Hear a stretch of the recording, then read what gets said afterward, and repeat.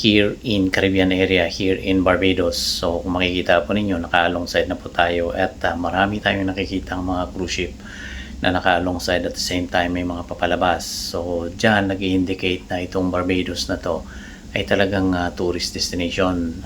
Well, in fact, ilang cruise ship na po yung nakalabas and mayroon pang mga cruise ships na nasa at sea ngayon, and we heard on the radio that they are requesting to come alongside, and the port authority is trying to schedule them para pumasok, pero yung iba dahil sa may hurricane advisory ay they were already advised na mag-shelter na lang muna and proceed somewhere else kasi itong Barbados ay mukhang tatamaan ng hurricane. So pero as a matter of fact ay makikita po talaga ninyo itong bansa na to ay talagang napakaganda tourist destination siya, at they have a lot or something to offer, especially sa mga turista na pumupunta dito. Kaya ang daming mga cruise ship ang mga nandito at naka-alongside. So we just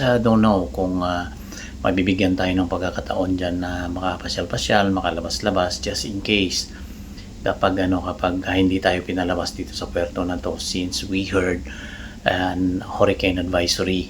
So kung mangyari ay papalabasin tayo and pabalikin tayo dito sa may puerto na to, maybe we were going to be given a chance na makapasyal-pasyal. So hindi natin alam. So yan lang po yung masishare ko sa inyo, especially dito sa may Caribbean area kapag nandito kayo sa may Barbados, and we have to enjoy and to see the beauty of this place. So don't forget to share this video kung nagustuhan po ninyo, and please hit subscribe button kung nagustuhan po niyo yung video na to.